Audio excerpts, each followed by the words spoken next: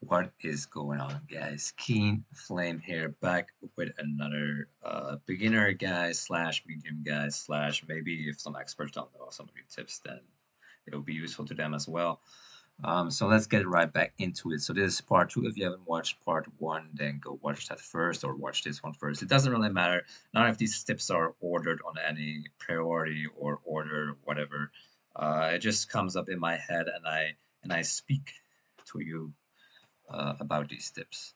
So let's head into the first tip, which is on weather maps.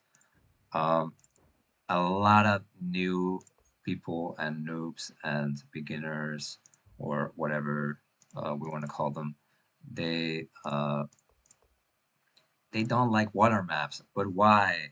Why do you guys not like water maps? I understand it's hard to play the, Boyd always says, like on the YouTube videos, oh, Mediterranean is very one-dimensional. You only make arrow ships. Like, we need the siege ships and the hammer ships to make it more fun.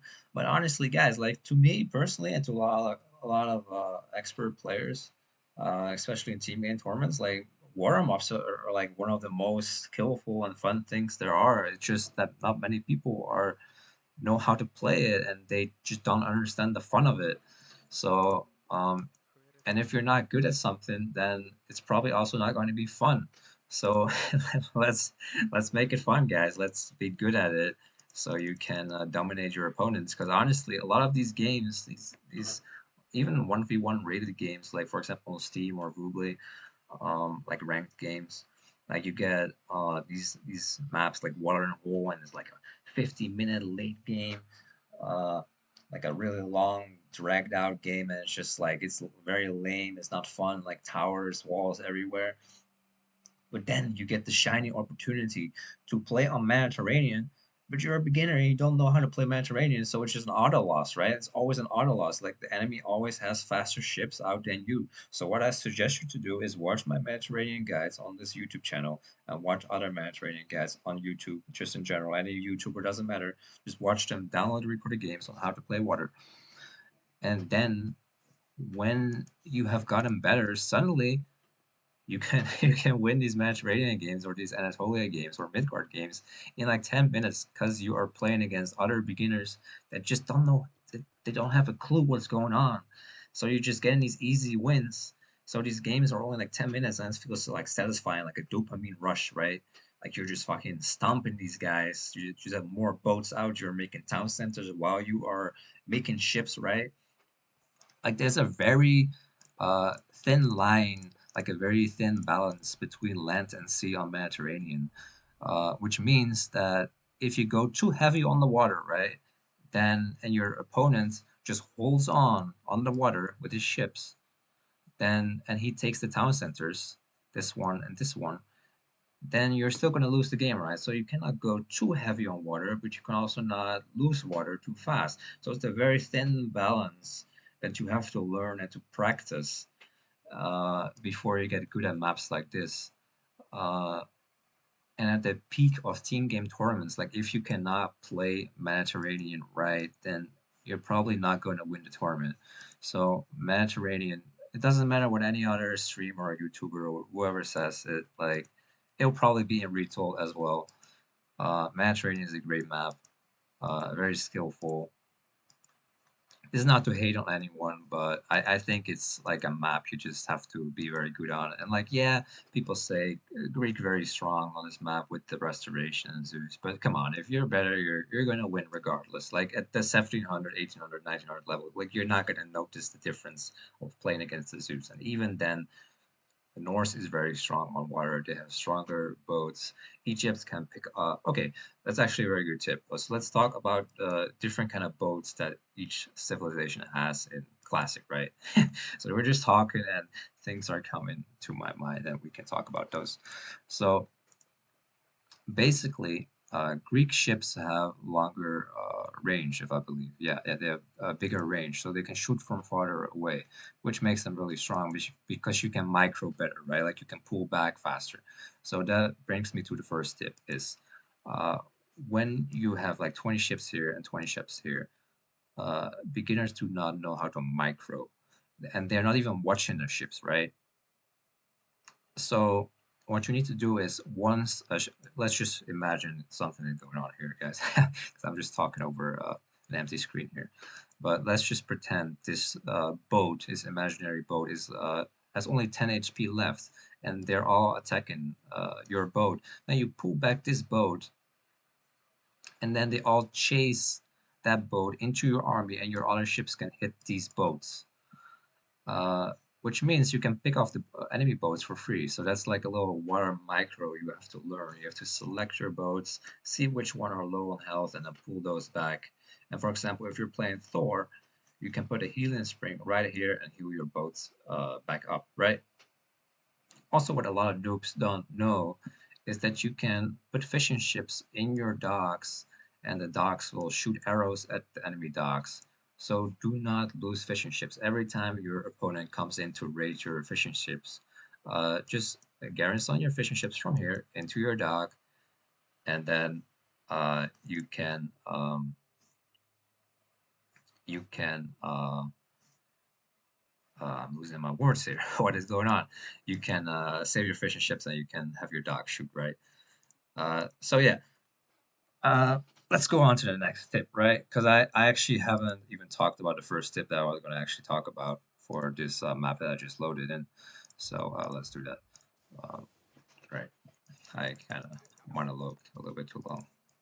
It's probably already 5 minutes in, and I've not even gotten to my actual first tip that I wanted to talk about. So let's say you're playing Anatolia or Mediterranean, and the enemy Greek scout or hyena or converted boar of set comes to your dock while you're building it, and it's just killing your Osark. So what do? You press Alt S. What this does is, so select the Osark, press Alt and then S, and then what this does, even if your Osark is being attacked, it will not move. It will keep building. And this works on everything. Like, let's say you are building a town center with your villagers, just press the selected villagers, uh, hold Alt S, and they will not move even when they are being attacked, right? Next thing is, let's say you're making your dock, but you're worried you cannot finish it because the boar is coming, right? So you can wall yourself in like this. Just wall chip. Okay, I'm fucking this up kind of. Okay, so you can wall yourself in with 3 wall chips or even 2. Like, actually, let me show you a better way to do it. So you can even have a hotkey for this just to make only 1 wall. But you want to make it in the corner right here, and then make... It's bugging out. So you want to like make 2 wall chips in the corner, so you don't have to make 3 wall chips, and then you can finish your dock, right? So that's the first tip. Okay, let's let's not monologue too long about other shit. So let's go to the next tip, which is, should you hunt the boar here? Should you sacrifice the walking time to the boar, or should you uh, eat the pigs right away? Because your villagers come out right away, right? So they would have to walk to here to eat the boar. So you have 2 options. Eat the boar, which is hunt, which is a decent option. But let's say you do not have a boar, then you do not want to go for the chicken. You do not want to go for the berries. Always go for the pigs. But then you're asking me, Jimmy, Flame, why? But I don't have enough pigs. Well, what do? Is you scout with your scout and you move around, especially on maps like this. There is a lot of pigs. There's a lot of pigs on Mandarin. It is so important to do a loop around your town center and find these pigs and bring them back ASAP. Like, if you do not bring your pigs back in time, then you can basically not advance on time.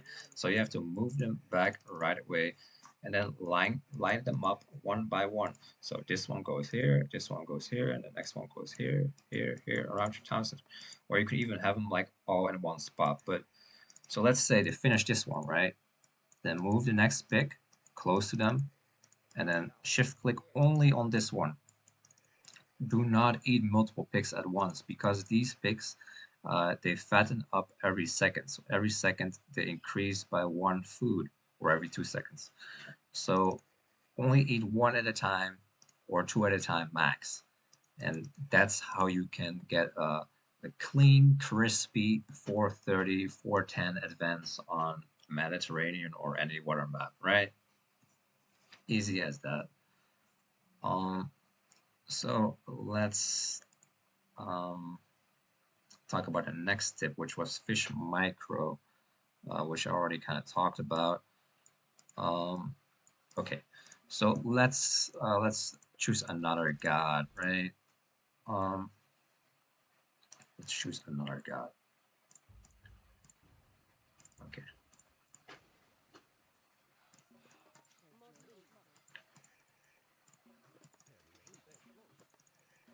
So you can kind of see already like what I'm doing, right? I'm moving the pigs right away because I know I do not want to eat this Auroch here. I want to just eat the pigs, right? I want to get this out ASAP. And I'm also bringing my pig to my dock. Why? Because then there's no walking time from the trees here uh, to the pigs, right? I can eat this right away, and I can have this villager gather wood. So this is how you save walking time. I did not have to walk to here. I did not have to walk to here, which means I'm gonna hit a very clean 430. So this is my tip. Uh, move your picks with your dock villager on the sea maps, which will save you a lot of time. Okay. So to the next tip, which is very similar, but we have to go on a more lower hunt map. Okay. So I might play this out completely just to show you guys, because it's kind of hard to imagine everything, right? So again, from the previous video, shift click hit, do not hit it from max range. Already move some cows to your hunt here. Why? Because this is a low hunt map, which means that you're not gonna advance on time if you do not bring your cows to your hunt. So what you want to do here is actually scout with your cows because there's very low hunt and it's kind of a pain. Okay, I already found my second hunt. So this is what you want to aim for. You want to find your second hunt ASAP and then send one of these villager. Again, shift click, hit him at, do not hit him at max range. Just shift click like this, hit him. So again, just hit the tree that's closest to you to be max efficiency, right?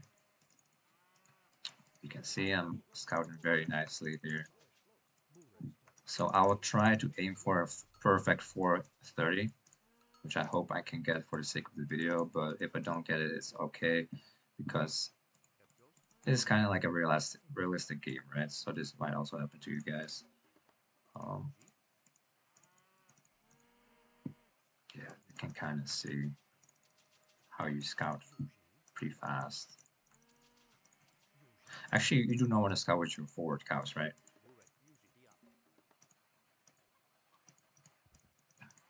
Okay.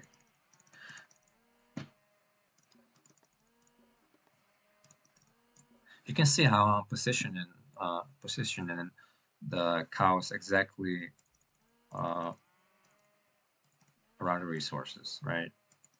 So you can see this one arrives, no loss of decay. This one gathers it, this one moves up. This one shoots, this one eats this one. Very efficient, right, guys? And then this one is gonna move up here as well, but the last one uh, might actually just I am talking and playing at the same time. It's not easy, right? So I'll make the temple.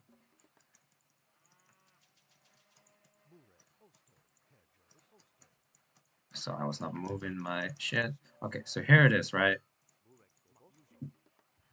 So last villager. How do you advance quickly here? Well, I did not bring my cow, but it'll be okay. So almost a perfect 430, right? So this is how you do it. You do have to send the cows to your other resources as well, just so you can get the right timing. That's how you advance 430 on a low hunt map. Okay, so with that being out of the way, let's go to the next tip, which is for this Egyptian god right here. So this is a quick one. Um, so on Egypt, on Isis, you want to scout with your priest, and you want to use obelisk because the Isis bonus for this Egyptian god is that your obelisk are 10 gold instead of 15 gold. And on the latest Woobly balance patch 6.0, the obelisk are even 5 gold. And on Retold, who knows what the gold cost will be. Maybe it will be 5 gold, maybe it will be 10 gold. Anyway, so the actual tip is, let's say you are going heroic as Isis, right? Um, you want to cast Prosperity with like 20 gold villagers or however many you have, to get the most out of the gold mine. What I see a lot of people do is that they will cast their prosperity actually where they are mining the gold. So let's say you are mining gold here and you want to cast prosperity. A lot of noobs, they'll put their prosperity right here. But look on the minimap, there's a little bold icon showing that you casted prosperity over there. So a really good player, they will actually see that you casted prosperity right here, which means that they will send you that they will send their army right to your gold mine and get you off the gold mine, which means you cannot get the full gold from the prosperity, right? So what you want to do is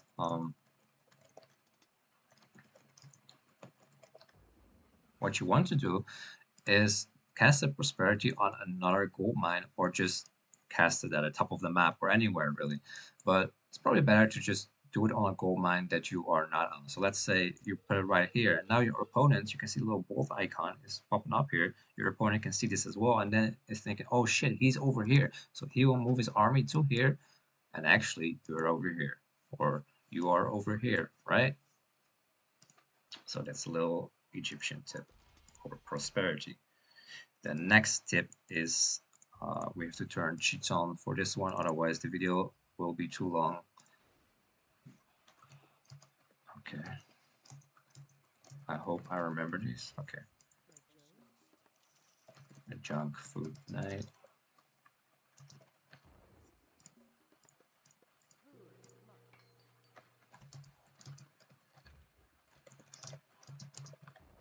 Okay.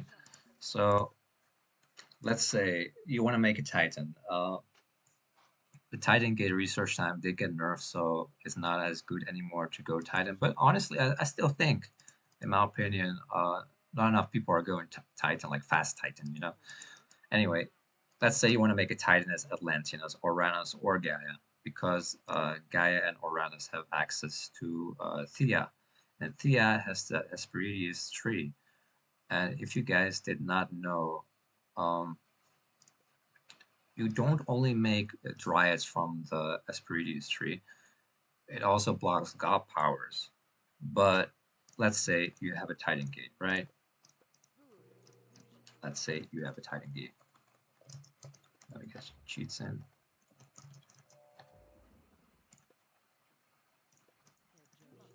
Okay, so let's say,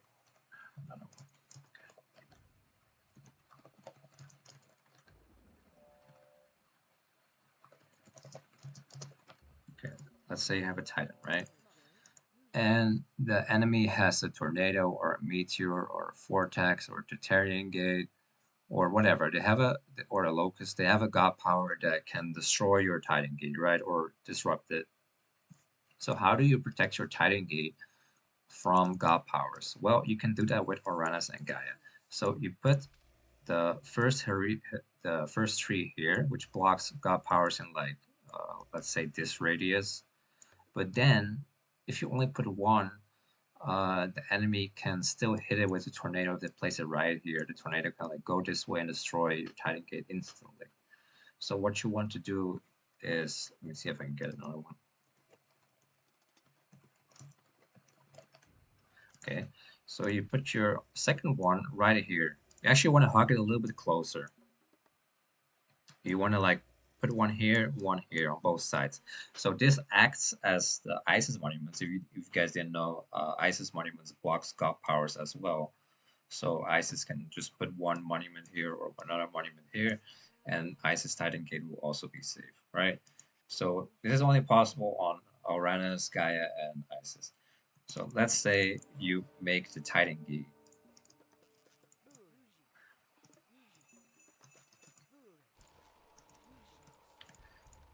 So every Titan actually has their own little unique upgrade or bonus. So let's go over those upgrades. So if you go Thea, then or actually if you go Hecate, then you can get this upgrade, Mythic Rejuvenation. Probably butchered that pronunciation, but we can click now on the unit portrait. This works on any portrait, by the way. You can check the upgrades by clicking on the portrait. You can see upgrades, Uranus, the buff. And if you click now on your Titan Gate after getting the upgrade from Hecate, now your Titan regenerates when it takes damage. So you can actually go out with your Titan, then send it back and regenerate it. So let's look at the Titan unique upgrades for each civilization. So Zeus only has one, which is, or Greek only has one, which is only available to Zeus, which is from Hera, and it's Monstrous Rage. Hera increases myth unit hack, pierce, and crush attacks, which is also which also works on Titans basically. So if you want to boost your Titan attack by I believe 20 attack, then you want to get this upgrade to make your Cerberus that much stronger. Um, so for Egypt, the way you want to boost your Titan is by going Bast and then using the Eclipse God power, which boosts the Titan, I believe, to 105 attack, and the normal Titan attack is around 70. Correct me if I'm wrong. This is just going based off the tip of my head, right? So you can you can save Eclipse for your Titan and any myth unit. So that's definitely pretty fun. So both Isis and Ra have Eclipse. So as said, you can unfortunately not use anything to boost your Titan. And for Norse, you might think Norse has nothing, but in fact, Uncle Bobby the Titan has a little special something, which is the this upgrade from Braki, which is the 30 SAS rune. Braki brands myth units with the rune improving their speed. So your Titan can be pretty fast at for Norse, you can actually get those town centers down pretty fast with the Norse Titan. So that's like kind of their unique bonus. And then of course for Uranus and Gaia, you can get the Hecate upgrade, which regenerates your Titan. Okay, so this video is also pretty long. So let's talk about the last two tips that I had planned for this video. Okay, so let's talk about this is a little trick. I'm not sure. It will probably be fixed in Retold, but you can have fun with it right now. So let's say you can basically pre-fire the hunting dogs. Like I'll show you. So you hold control, you select the town, you select the tower,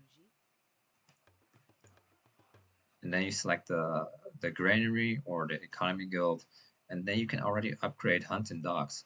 But it does not start until you complete it. So let's complete the economic guild. And then you can see it starts upgraded once it's completed. So this is not a cheat, this is not an exploit, this is just to pre-fire the upgrade. And you can do this for the granary, for Greek, and for Egypt. So it saves you just, a little bit of APM in the early game. All right, so the next tip is that a lot of noob players do not notice.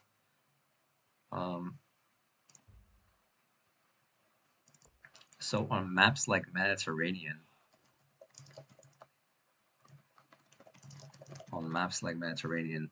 sometimes the town centers, especially in team games, they'll be within shooting range of the siege ships. So you can actually shoot with the siege ships if you have the upgrade, which is this upgrade. Let me see. This upgrade in the mythical age, naval Oxybalius, or however you pronounce that. So if you get this upgrade for 500 wood, 200 gold, you can shoot down town centers because it increases the range. Uh, so you can basically shoot down town centers and buildings from the water.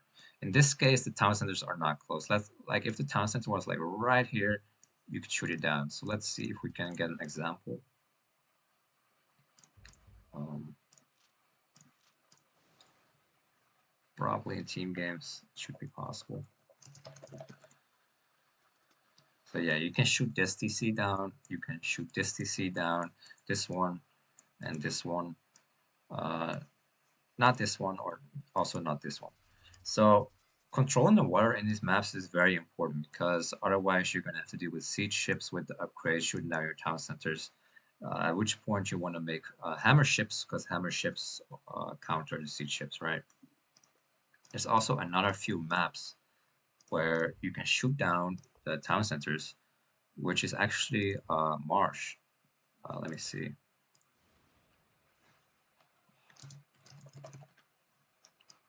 So sometimes you can shoot down a town center, like right here. If you build a dock here, then you can shoot down this town center. So in expert games, you actually want to you will see the the best players actually building docks on these maps and towers around these maps around the rivers because they know that the opponent can make a comeback by shooting down the town centers. This is also possible on Watering Hole and a few other like custom maps. So definitely be wary of that. And then we have arrived on the last tip, which we can also look on this map.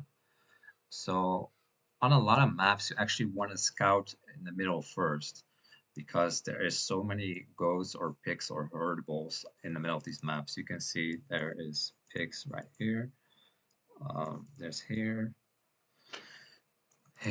So especially in team games, there will be so many picks here. Like you can legit get 20 picks. And if you're playing Odin, you can cast Great Hunt on the picks. And you can have like 30, 35, 40 goats. And then you don't even have to farm. Like you just wait for the goats to fatten up to 300 food. And then you're all golden. So let me show another example of another map which has a lot of goats.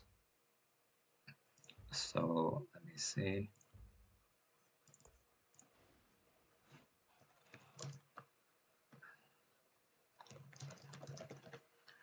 So on Ghost Lake, a lot of goats are on the ice. So in team games, you definitely want to go and do a loop around the ice first, and then go scout your other stuff.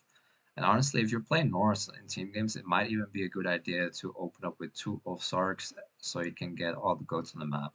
Especially as Norse is really, really good. And if you're Atlantean, just send like 2 or 3 oracles to the middle and just grab all those goats. Another map, but this is Fubli exclusive, uh, which is, let me see, which is a map I made myself, by the way. Um, I cannot find it for some reason. Okay, here it is. So in Ghost Lake, I designed a map that a lot of the goats are on the edges of the ice. So you might think the ice is useless and you want to scout the middle of the map, but that's not true. You actually want to scout the outer ring because there is a lot of goats here. So that definitely does make a difference if you know about this. And honestly, this will be the very last tip of this video. Just start loading the supremacy maps in 1v1 or 2v2, whatever game mode you prefer, and just load like 15 seeds, so 15 variations of each map, and then you will definitely understand the map generation more. Like, what is the chance for this to spawn 6 caribou or 5? What is the chance for there to be goats here? How are the settlements placed? Uh, are the walruses always spawning here in the middle, or how many packs? So you can have get a lot of knowledge from just opening maps in the editor and just taking a look at that. And this video is also pretty long. Again, I think I kind of rambled on. So I will end it here, and I will see you guys in the next video. Peace out, boys. G G.